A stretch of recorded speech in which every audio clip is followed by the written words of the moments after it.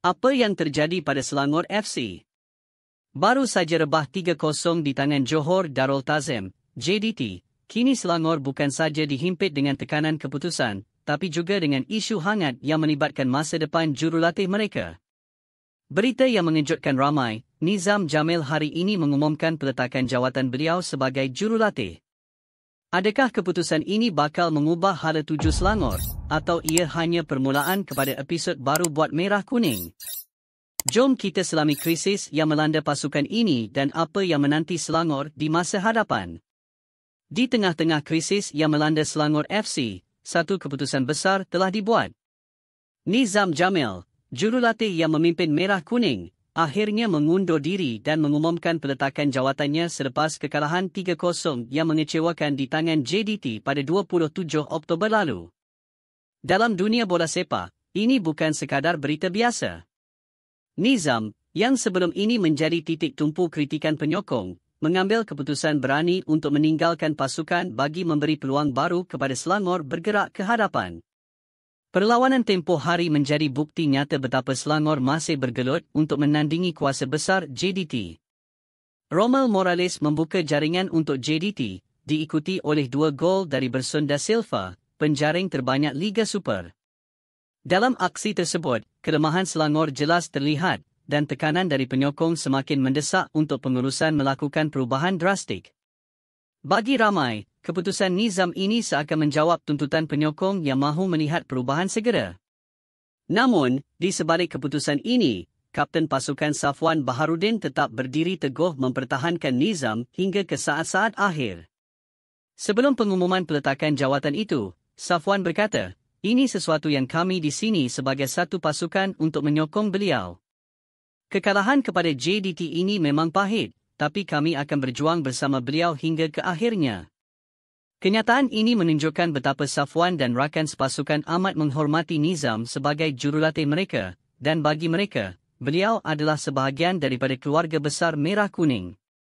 Bekas pemain pertahanan Selangor, Asmawi Bakiri, turut memberikan pandangannya tentang masa depan pasukan ini. Menurut beliau, jika Selangor benar-benar mahu bergerak ke hadapan dan bersaing di peringkat domestik mahupun di Liga Juara-Juara AFC 2, ACL 2, mereka perlu membawa masuk jurulatih dengan kaliber dan nama besar yang sesuai dengan identiti Selangor sebagai kelab gergasi tanah air. Identiti Selangor yang gah ini perlukan jurulatih yang punya nama besar. Itulah yang mereka perlukan untuk menyamai kehebatan nama Selangor, kata Asmawi. Pandangan ini cukup bernas kerana dalam dunia bola sepak, nama dan reputasi jurulatih bukan sekadar simbol, tetapi juga menjadi faktor psikologi yang mampu menanam rasa hormat dalam kalangan pemain dan lawan. Kalau dilihat, pasukan seperti JDT mempunyai aura yang kuat bukan hanya pada pemain tetapi juga pada pengurusan mereka yang profesional dan berwibawa. Namun, membawa masuk jurulatih berkaliber bukan semata-mata soal nama besar.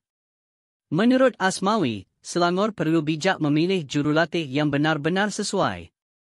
Jika jurulatih baru yang direkrut tidak mampu memberi impak dalam prestasi Liga mahupun ACL 2, ini pasti membawa implikasi besar kepada kempen Selangor. Beliau menambah, pengurusan Selangor kena bijak dalam memilih. Kalau pemilihan tidak menjadi, ia mungkin akan menjadi satu beban buat pasukan.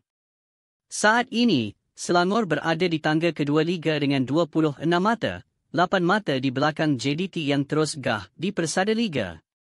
Mereka sedang mengejar Harimau Selatan, dan dengan tekanan tinggi daripada penyokong dan pengurusan, Merah Kuning bakal berdepan cabaran besar dalam perlawanan seterusnya menentang Kedah Darul Aman FC di Stadium Darul Aman pada 2 November ini. Ini bukan perlawanan biasa, ia peluang buat Selangor menebus kekalahan mereka sebelum ini kepada JDT dan memberi satu mesej bahawa mereka masih mampu memberi cabaran. Persoalannya, selepas peletakan jawatan Nizam, adakah Selangor akan membawa masuk jurulatih baharu yang mampu mengubah nasib mereka? Semua mata kini tertumpu pada Merah Kuning, dan tidak kira siapa yang bakal menggantikan Nizam, harapan penyokong hanya satu, untuk melihat Selangor bangkit dan kembali mencipta kegemilangan.